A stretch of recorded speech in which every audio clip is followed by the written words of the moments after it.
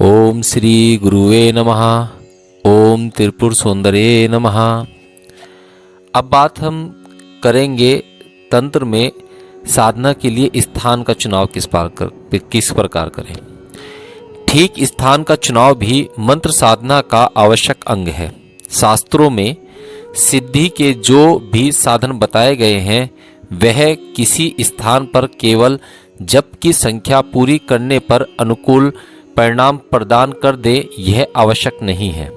स्थान के साथ साथ उसकी शुद्धता की स्थिति भी देखनी चाहिए। साधना का स्थान सूची होने पर भी अपनी स्थिति के अनुसार प्रभाव दिखता है।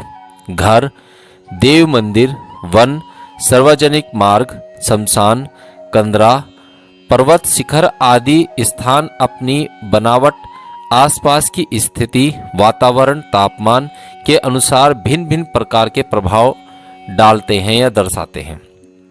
यही वजह रही है कि हमारे पूर्वज ऋषि मुनि चिंतन के लिए सदा पर्वत शिखरों को चुनने को प्राथमिकता देते रहे हैं।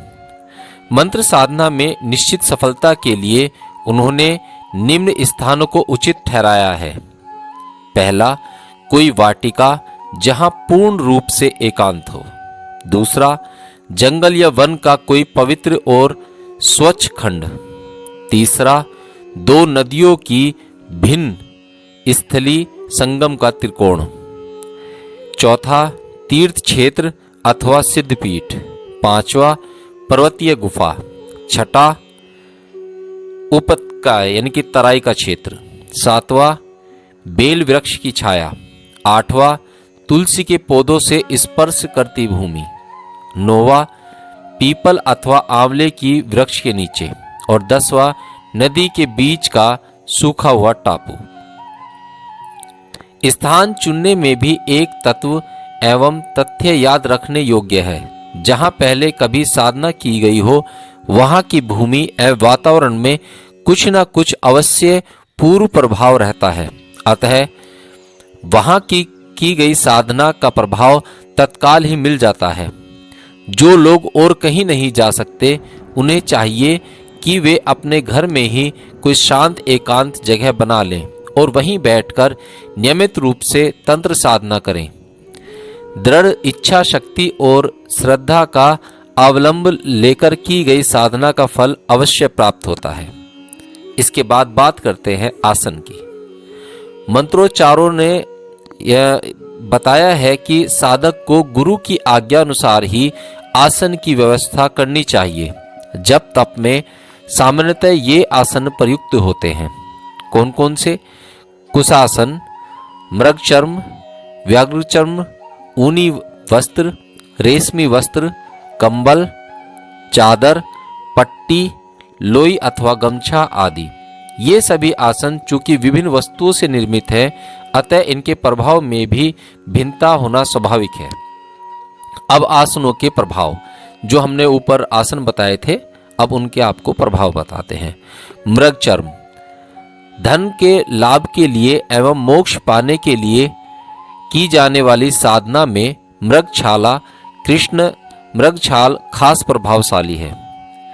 कुशासन, साधारणतः मंत्र कोई भी हो, यदि कुशासन कुश नाम के घास से निर्मित, इस पर बैठकर जप किया जाए तो सफलता अवश्य मिलती है। इसके साथ साथ कुछ आसनों को हानिकारक एवं उनके प्रयोग को वर्जित किया गया है, तो वो भी आपको ध्यान में रखना चाहिए। जैसे कि बांस, जिनका वर्जित है, अब मैं वो बता रहा हूँ। बांस पत्थर पर, भूमि पर, घुनी लकड़ी पर, तिनके अथवा पत्तों से बने हुए आसन पर बैठकर जप करना पूर्णतः वर्जित है। इन आसनों पर असर साधक के लिए कष्टकारक होता है।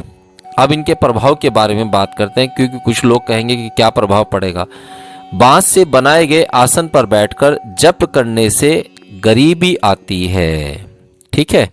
दूसरा है पत्थर का आसन, उपासना करने वाले को दुखों से लाद देता है।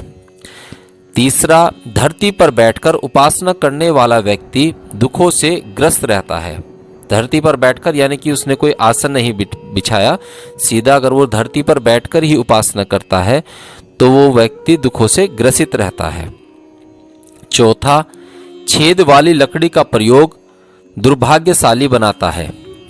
और पांचवा है, तिनकों से बने आसन का प्रभाव उपासक को यश, क्षय और धन की हानि पहुंचाता है।